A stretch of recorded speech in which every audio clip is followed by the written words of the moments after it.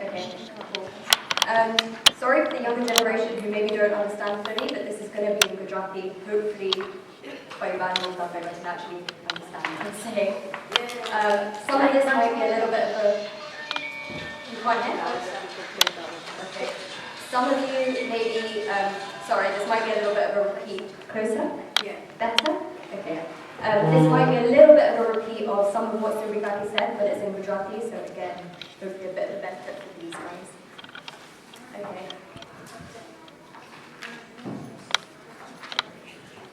આજે આપણે બધા અહીંયા ભેગા થયા છે અમારા પ્રિય ફૈબાના 95th જન્મદિવસ ઉજવવા માટે. ફૈબા ખાલી મારા જ નહીં, મારા ડેડીના પણ ફૈબા છે અને આમ જોઈએ તો બધાના ફૈબા કહેવાય. ફૈબા સેવક ધોણિયા ગામમાં જન્મેલા 10 ભાઈ બહેનોમાં 7 નંબર પર આવે છે અને તેમનું જીવન એકદમ અનુભવોથી ભરેલું રહ્યું છે. Can I go ahead? Sorry. Yeah, good. નાનપણથી તેમને પોતાના પરિવારને ખાસ કરીને પોતાના બાને મદદ કરવા માટે વાડી પર મહેનત કરી અને ઘરનું કામ પણ સંભાળી લીધું. તમને સમજ પડે છે?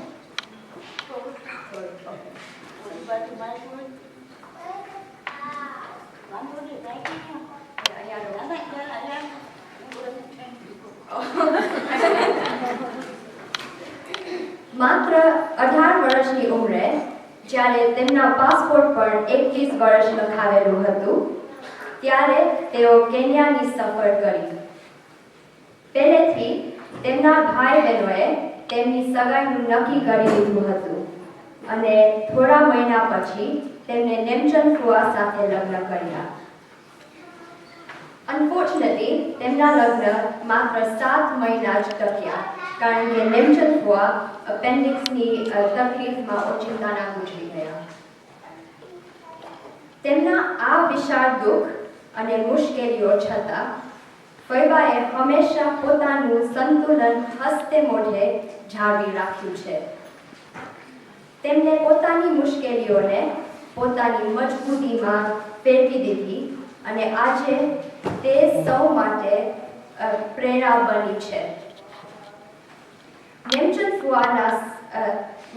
ફુઆના અવસાનના થોડા વર્ષો પછી તેઓ પોતાના ભાઈ વરધાન બાપુજી સાથે રહેવા ગયા અને લક્ષ્મીબા સાથે મળીને તેઓ પ્રેમથી તેમના છોકરાઓ પ્રવીણ, શિરેશ, જીતુ, કિરણ, ભારતી અને રાજુ ને પોતાના બાળકો સમજીને મોટા કર્યા.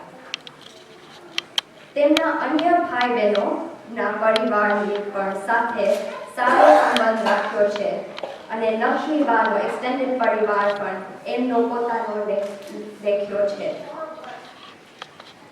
આજે જ્યારે આપણે આ હોલમાં જોઈએ છે ત્યારે ફૈબાની માયા અને મજબૂત બંધનોનું પરિણામ સ્પષ્ટ દેખાય છે. એક સુંદર વિશાળ પરિવાર.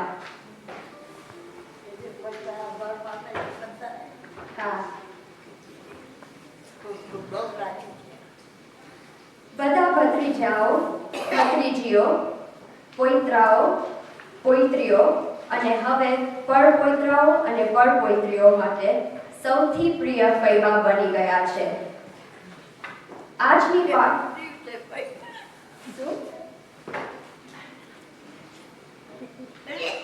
આજની પાર્ટી સાબિત કરે છે કે આપણા બધા ઉપર ફૈબાનો ખૂબ જ ઊંડો અસર પડ્યો છે અને તેઓ આપણા બધાના દિલમાં વિશેષ સ્થાન ધરાવે છે. 1994માં બાપુજી અને ફૈબા લંડન આવ્યા. હું નસીબદાર છું કે જન્મથી જ મારા જીવનમાં તેમની સતત હાજરી રહી છે. તેમની સાથેની મારી યાદ એક મોટો ખજાનો છે જે હું ખૂબ જ સાચવીશ.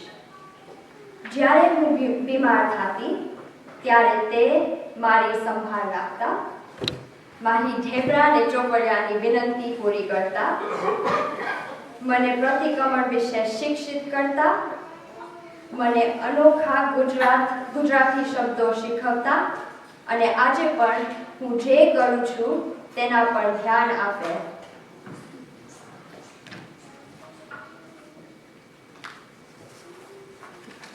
પરંતુ ફૈબાનું જીવન માત્ર ફૈબા તરીકે મર્યાદિત નથી.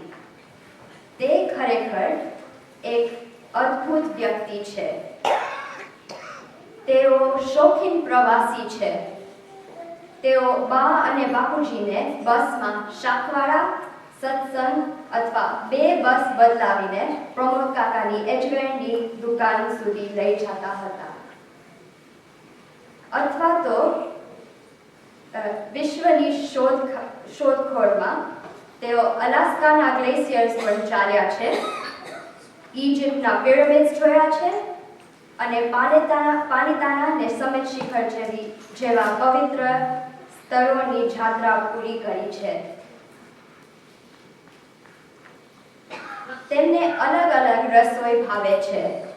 તેઓ ક્યારે પણ શાક રોટલી બદલે કાનોલોની અને પિઝા પસંદ કરશે. 95 વર્ષની ઉંમરે પણ તેઓ જાણકારીથી ભરપૂર છે.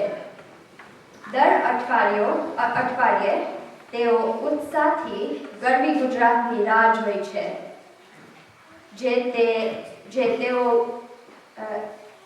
જે તેઓ બારીકાઈથી ખાલી 1 ફેરે નહીં પણ 2 ફેરે વાંચે છે. આ ઉપરાંત તેઓ નિયમિત સમયે સામાયિક કરે છે અને ઓનલાઈન સત્સંગમાં જોડાય છે. સાંજના સમયમાં સોલિટેર રમે છે અને સાથે સ્ટાર પ્લસ સિરીઝ પણ જોઈ છે અને બીબીસીના રોજ 5:15ના પોઇન્ટલેસના શો પણ ક્યારેય ચૂકતા નથી. એટલું જ નહીં, તેઓ ઘરની તમામ પ્રવૃત્તિઓ પર કડક નજર રાખે છે. જાણે છે કે ઘરમાં કોણ આવતું અને જતું, કઈ બારીઓ ખુલ્લી છે, ક્યાં દરવાજામાં લોક લગાવેલું છે અને અલાર્મ મૂકી છે કે નહીં.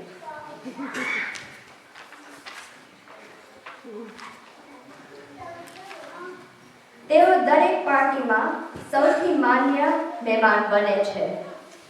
ક્રિસમસની ઉજવણી હોય, ભજન ભોજન હોય કે લગ્નની રિસેપ્શન પાર્ટી હોય, તેમની સુંદર અને શ્રેષ્ઠ ફેશન સેન્સ તેમને ક્યારેય નિરાશ થવા દેતા નથી. તેઓની સાડી